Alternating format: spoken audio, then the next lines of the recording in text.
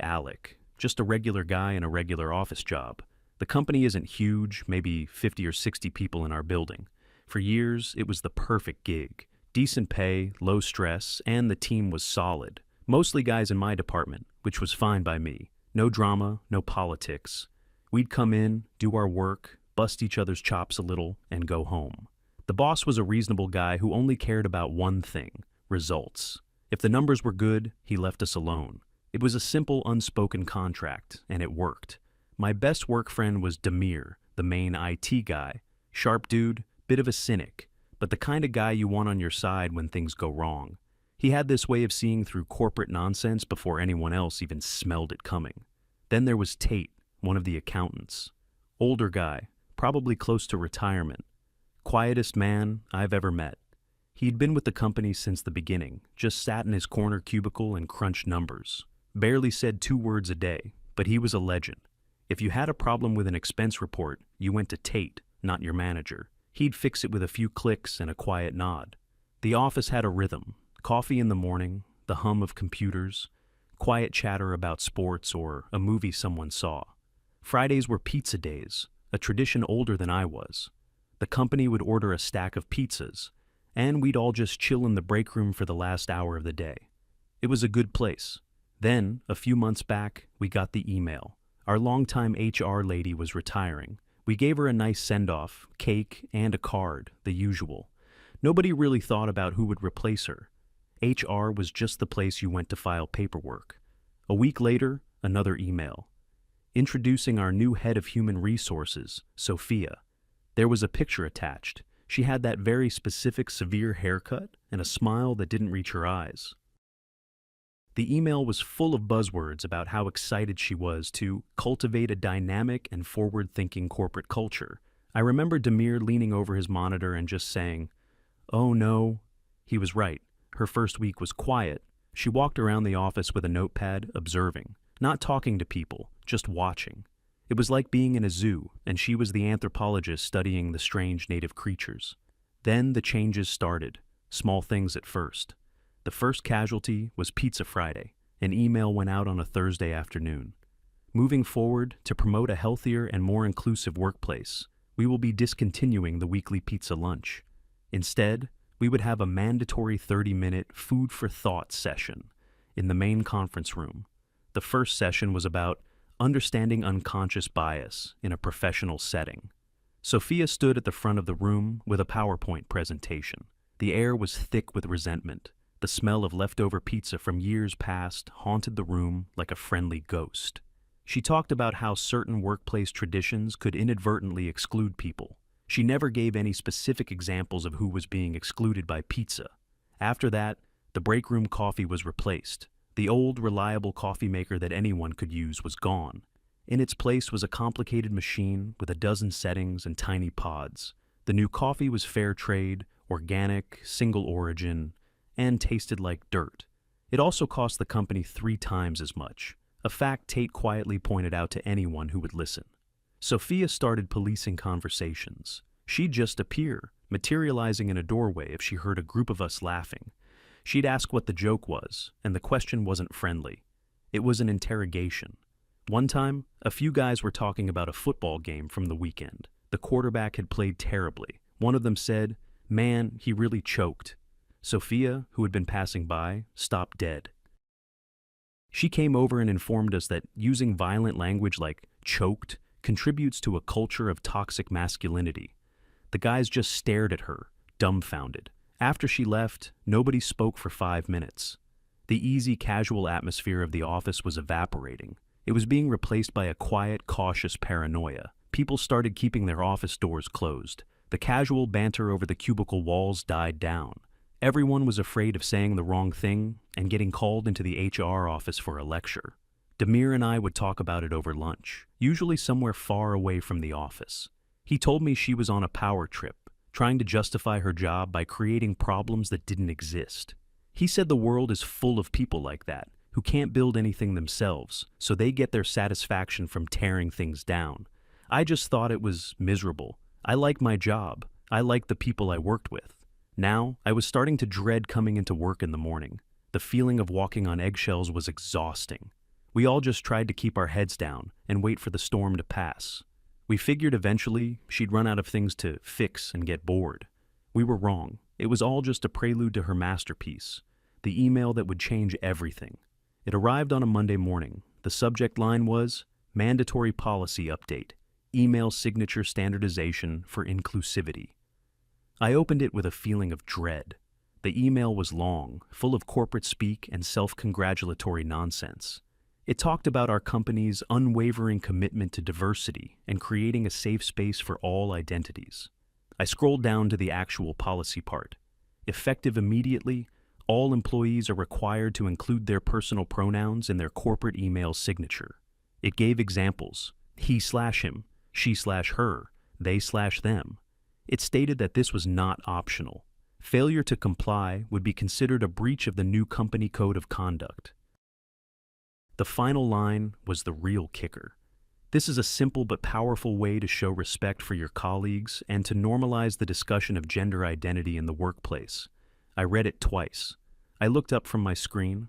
All around the office, I could see the same thing. People staring at their monitors in disbelief. The silence was heavier than ever before. It wasn't about the pronouns themselves. Most of us didn't care what people wanted to be called. It was the forced nature of it. The authoritarian top-down mandate from a woman who had spent the last month making our lives progressively worse. It was an act of control. She was telling us not just how to work, but how to think, how to speak. My phone buzzed. It was Demir on our private chat. "Did you see it?" I replied. "I saw it. This is ridiculous." His next message was, "Meet me by the back door in 5. A few of us gathered outside, in the cold air. Everyone was angry. One of the older salesmen, a guy who had been with the company for 20 years, was fuming. He said he'd never been told what to put in his signature in his entire career. He felt it was a violation of his personal beliefs to be forced to participate in this. Another guy was worried. He asked what would happen if we just didn't do it. We all knew the answer. We'd be called into Sophia's office one by one and disciplined. We'd get a black mark on our record. In this job market, nobody wanted that. There was a feeling of helplessness. We were trapped.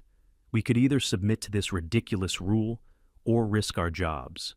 Everyone was just venting, throwing out ideas. Maybe we should all go to the CEO.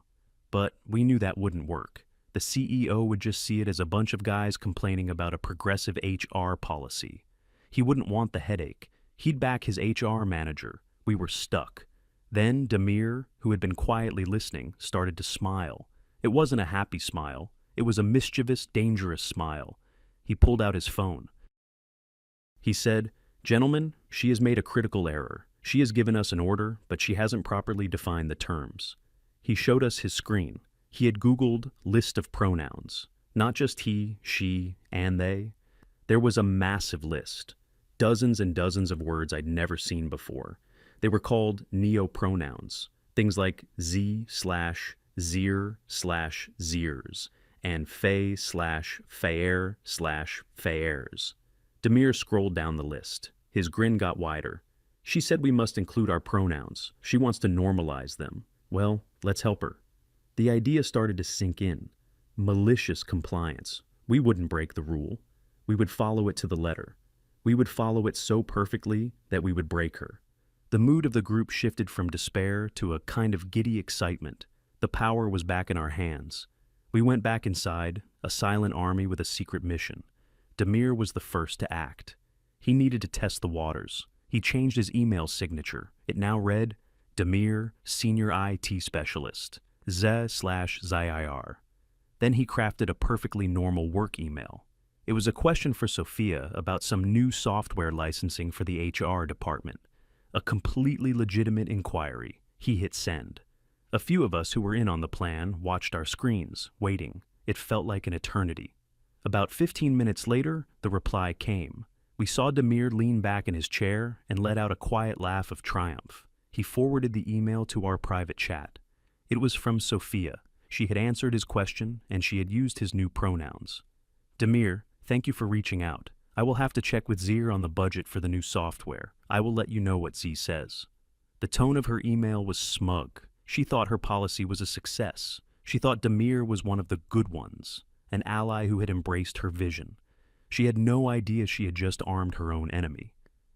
Demir sent a single message to the group chat. Green light, let's get inclusive. It was my turn. I didn't want to just copy Demir. I wanted something that captured the absurdity of the situation. I thought about it for a minute. I am me, I am Alec, but in this new corporate reality, I felt like nothing. A ghost in the machine. A void. That was it. I updated my signature. Alec, project coordinator, vo/void. Then the floodgates opened. It spread through the office like a silent, hilarious wildfire. We used a secure chat to coordinate, sharing ideas. The guy in marketing who was a huge foodie changed his to burger/burger self. One of the junior programmers, a quiet kid who loved sci-fi, became beep/boop. The top salesman, a guy with a bit of an ego, declared his pronouns to be His Majesty/His Majesties. Each new signature was a small act of defiance. It was beautiful. The atmosphere in the office transformed again. The fear was gone. In its place was a simmering, barely contained amusement. People would walk past each other's desks, glance at a monitor, and have to hurry away to keep from laughing out loud. We were a united front, bound by a shared, ridiculous secret. Sophia, for the first day or two, didn't seem to notice the scale of it. She probably saw Demir's and mine and thought it was just a few enthusiastic early adopters. She was a victim of her own ideology. She couldn't question someone's chosen pronouns without looking like a hypocrite. To challenge us would be to admit that some identities were less valid than others, which went against her entire platform. She had built her own prison, and we were just handing her the keys. The first sign that she was starting to understand came on Wednesday. She needed to send out a memo about an upcoming fire drill. It was a simple, all-staff email. But now she had a problem. Her own rule mandated respect for our chosen pronouns. A simple sentence like, "He needs to check the fire extinguishers," became a minefield. Who was he? Was it Steve, he/him, or was it someone else? She couldn't just use our names because the whole point of her policy was to normalize pronoun usage. She was trapped. We waited all morning for that email. When it finally came, it was a masterpiece of confusing, convoluted language. It was addressed to everyone. It contained sentences like, "I need to confirm with His Majesty that His Majesty's team in the sales department is aware of the drill," and "Please ensure that Burger has everything Burger Self needs to inform the marketing team." It also mentioned, "I have asked Vo to send Void Self a copy of the new evacuation plan." The email was almost impossible to read. It was professional communication filtered through the lens of utter nonsense. That's when we knew we had her. She was being forced to participate in the chaos she had created. Her attempt to control our language had resulted in the complete breakdown of clear communication. It was poetic. Productivity for the rest of the day dropped to 0. Not because we weren't working, but because we were all trying to decipher her memo and then responding to it in kind. Emails flew back and forth. Replying to Sophia, "Just wanted to let you know that Beep has informed Boop of the fire drill procedures. Can His Majesty confirm if this applies to His Majesty's clients who may be in the building?" Her inbox must have been a nightmare. Every single email was a fresh hell, a new combination of ridiculous words she was obligated to read and respect. She stayed in her office for the rest of the day with the door closed. We could see her through the glass wall, just sitting at her desk, staring at her screen. Her expression was no longer smug. It was a mixture of fury and confusion. The revolution was in full swing, but the most surprising soldier had yet to join the fight, and his entry would be the moment we knew we were going to win. The next morning, things escalated. More people had joined overnight. The accounting department, which was usually a fortress of conservative seriousness, had cracked. We saw emails with pronouns like $/bills and debit/credit, but Tate, the silent pillar of the office, still had a standard signature, name, title, nothing else. We figured he was just staying out of it. He was old school, not the type for these kinds of games. Around mid-morning, I had to take some paperwork to him. I walked over to his quiet corner. He was staring at his screen, not doing any work, just thinking. I put the papers on his desk. He nodded at me, still silent. As I walked away, I saw him start typing. A few minutes later, an email from Tate appeared in my inbox. It was sent to the entire accounting department, copying Sophia. The subject was Query Regarding Q3 Expense Reports. The body of the email was a standard dry accounting question. But the signature was perfect. It read, Tate, Senior Accountant, honk honks. The office erupted in silent, keyboard-muffled laughter.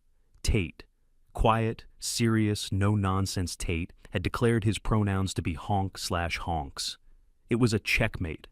If even Tate was in on it, then her policy had zero supporters. It showed that this wasn't just a few young troublemakers. It was everyone. It was a complete and total rejection of her authority, disguised as perfect compliance.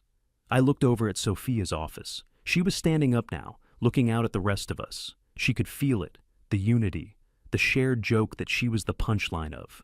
Her face was pale. She knew she had lost control. And that was only the first week. We had no idea how much further it was all about to go. The day Tate became honk/honks was the day the war was unofficially won.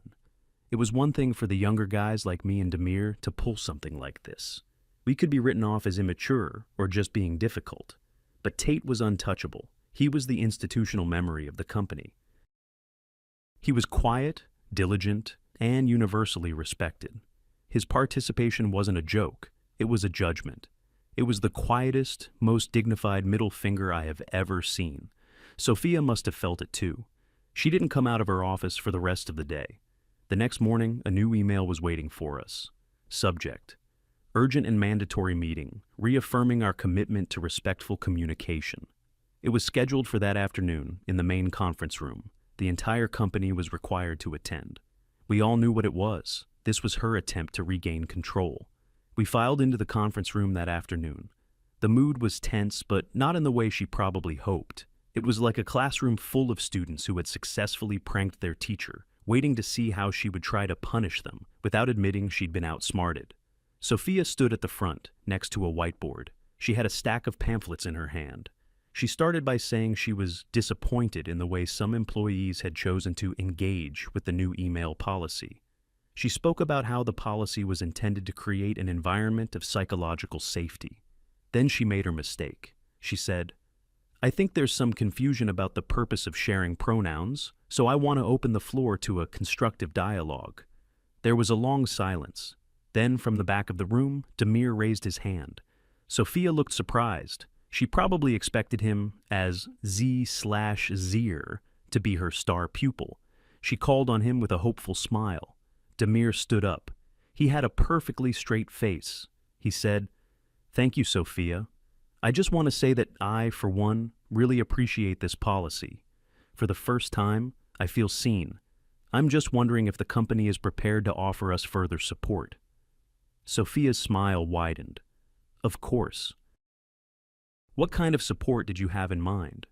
Well, Demir said, his voice full of fake sincerity. Some of us who identify with less common pronouns are facing a lot of questions from our colleagues. It can be emotionally taxing to have to explain your identity over and over. Perhaps HR could develop some educational materials for us? It was a masterstroke. He was using her own language against her. He was framing our ridiculousness as a cry for more of her help. Sophia was completely taken in. That's an excellent suggestion, Demir, she said, beaming.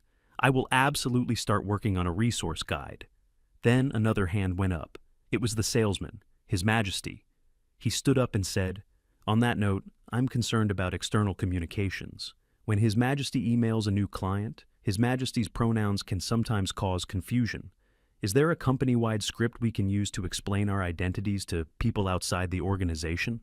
Sophia's eyes lit up. She was eating it up. She was no longer scolding us. She was leading a movement. She started taking notes on the whiteboard. Fantastic point. We need to standardize our external messaging to ensure our partners and clients respect our inclusive values. The meeting had completely derailed from its original purpose. She thought she was winning us over. In reality, we were just giving her more rope. We spent the next hour workshopping ideas for how Sophia could make the company even more absurdly compliant with her own terrible policy. The meeting ended with her thanking us all for our courage and vulnerability. She promised that new, more detailed guidelines were coming soon. We walked out of that room as a disciplined, unified force of chaos. For the next week, the office was a surrealist play. Sophia, true to her word, was busy creating pamphlets. In the meantime, communication had completely broken down. A simple request could get lost in a sea of pronouns. I remember seeing an email chain trying to organize a simple project meeting. It was 20 emails long because nobody could figure out who was being referred to. Burger needs to book the room, but only after Beep confirms Boop's availability, and please check if His Majesty will be gracing us with His Majesty's presence. It was madness, but the real trouble started, as His Majesty had predicted, with outside clients. The sales team had to communicate with customers all day, every day. Their signatures were now a liability. We heard a story about a major client, an older guy from a very traditional industry, who received an email from one of our top salesmen. The email itself was normal, but the signature, Fay/Fair, threw him for a loop. He apparently called our main office line, furious. He thought our company had been hacked, or that we were sending him some kind of weird political spam. He demanded to speak to the CEO. That was the first tremor. Sophia's solution to this was to draft the standardized external message we had baited her into creating. She sent out a new memo with a pre-written paragraph that we were supposed to paste into our first email with any new client. The paragraph was a long, jargon-filled explanation of the company's commitment to gender identity, and it included a link to a website that explained what neo-pronouns were. It was basically a political manifesto we were now required to send to potential customers. The sales team was in open revolt. They knew this would kill their deals. They went to their own manager, who then went to the CEO. The pressure was building. Sophia, however, was in her own world. She was insulated from the actual business operations. She didn't see angry clients or falling sales numbers. She saw a workforce that was, in her mind, finally engaging with her ideas. She was so proud of the informational pamphlet she had created. She printed out 100 copies on expensive glossy paper. The cover read, "Pronouns are powerful, a guide to respectful identity in our workplace." Inside, it had charts and lists. It explained what Z/Zyre meant. It had a section on noun self pronouns like burger/burger self. She had even included a little note about Tate's contribution. For example, it read, "A colleague who uses honk/honks may be expressing an identity that is playful and unique. The correct way to refer to this person would be, Honk is working on the report, and Honk's hat is on Honk's desk." She handed a copy to every single employee personally. When she gave Tate his, he just looked at it, gave her his usual quiet nod, and used it as a coaster for his coffee mug. The situation was now unsustainable. The company was actively confusing its own clients. Internal work was grinding to a halt due to communication breakdowns, and the HR manager was spending her time writing fan fiction about our made-up identities. Something had to give. The final straw came, as it often does, in the form of a single email. The CEO needed a summary of the quarterly performance reports from all department heads for a big board meeting. It was a high-stakes request. Sophia, as a department head, had to send him her HR report. But she was now so deep in her own system that she was incapable of writing a normal professional document. We didn't see the email she sent, but we heard about it later. Apparently, she tried to write the report while adhering to her own strict rules. She referred to employees not by name, but by their pronouns. The CEO received a document that was supposed to be a serious financial and performance overview. Instead, he got sentences like, "His Majesty's sales department exceeded their targets, but we are seeing some challenges in the department run by Dollar, as Bills has reported a dip in morale. We are also waiting on a key report from Honk, and I have asked Void to assist Honk with Void Self's data collection." The CEO, a no-nonsense guy who flew in from the corporate headquarters maybe once a month, had no context for any of this. He must have thought the company's entire server had been compromised by a virus that replaced names with gibberish. He tried to call Sophia for an explanation, but she was in a Mindful Meditation for Workplace Allies webinar and didn't answer. So he did the next best thing. He got on a plane. The next morning, he walked into the office. The CEO was a tall, imposing man who radiated an aura of, "I don't have time for this." His presence alone was enough to make the entire office go silent. He walked straight past Sophia's office and into his own, closing the door with a firm click. A minute later, his assistant came out. She walked over to Sophia's office. Then she came to my desk. "The CEO wants to see you." My heart jumped. Then she went to Demir's desk. "He wants to see you too." The three of us, Sophia, Demir, and I, were summoned. We walked into his office. The air was ice cold. The CEO was sitting behind his huge desk. He had Sophia's printed report in his hand, and he was looking at it like it was a dead fish.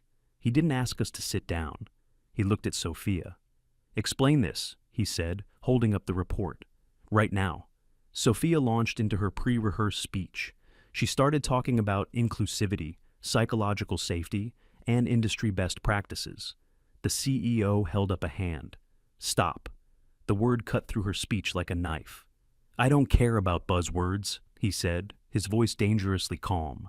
"I care about this company's performance. I have received 3 separate angry calls from major clients this week. I have a report here that is functionally illiterate, and I have a sales manager telling me his team is about to lose the biggest account we have because they are being forced to send out manifestos instead of quotes.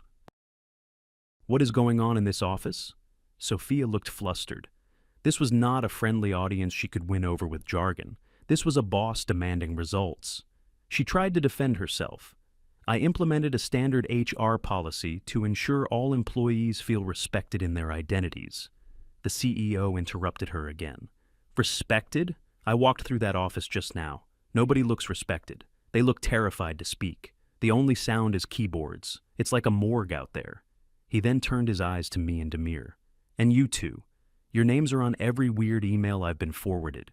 Z/Zir, Vo/Void. What is that?" This was the moment of truth. Demir spoke up before I could. His voice was calm and professional. "Sir, we were instructed by the head of human resources that the pronoun policy was mandatory. We complied with the policy as written." The CEO stared at him. "You chose Z/Zir?" "I chose to comply with the mandatory policy, sir," Demir repeated, without a hint of sarcasm. The simplicity of it was devastating. We weren't rebels. We were obedient employees. The CEO looked back at Sophia. He saw it. He finally understood the whole picture. He saw that she had created a rule so rigid and so absolute that she had lost all control over it. She looked at us with a look of pure betrayal. She probably expected us to get fired. Instead, we had just shown the CEO that we were simply following her orders. The CEO leaned back in his chair. He put the nonsensical report down on his desk. "Sophia," he said, and his voice was weary now, like a disappointed father. "You have created a massive, expensive, and embarrassing problem. Your one job is to manage our people, and you have managed to alienate every single one of them, while simultaneously damaging our client relationships." He took a deep breath. "Effective immediately, the email signature policy is revoked, completely. I want every signature in this company to have a name, a title, and a phone number." "Nothing else? Is that understood?" We all nodded. "Second," he continued, looking at Sophia, "you will send out a company-wide email apologizing for the confusion and the disruption this policy has caused. You will state that it was a failed experiment and that we are returning to our normal professional standards." He paused. "And you will CC me on that email." He looked at me and Demir. "You two, get back to work." We turned and walked out of the office. We didn't look at each other until we were back at our desks. Then we shared a small, almost invisible nod of victory. The email from Sophia arrived an hour later. It was exactly as the CEO had ordered. It was short, humbled, and humiliating. A collective sigh of relief seemed to roll through the office as people read it. One by one, the ridiculous signatures started disappearing. His Majesty became just Steve. Beep/Boop went back to being Kevin. By the end of the day, it was as if the whole insane week had never happened. Sophia was broken. She lost all her authority in a single day. She stopped walking around the office. She stayed in her room with the door shut. The food for thought sessions were quietly canceled. She didn't get fired, which was almost worse for her. She had to keep working in the very office where she had been so completely and thoroughly defeated. A week later, a new industrial-sized coffee machine appeared in the break room, the old kind. And on Friday afternoon, a delivery guy showed up with a massive stack of pizzas. An email had gone out from the CEO's office. Pizzas in the break room, happy Friday. The whole office gathered. The laughter and chatter came back, louder than it had been in months. It felt like we had taken our home back. I saw Tate standing by the window, eating a slice of pepperoni. I walked over. He looked at me and gave me his little nod. I just smiled and said, "Honk." A tiny smile appeared on his face. He just nodded again and went back to his pizza. Everything was back to normal. We had won.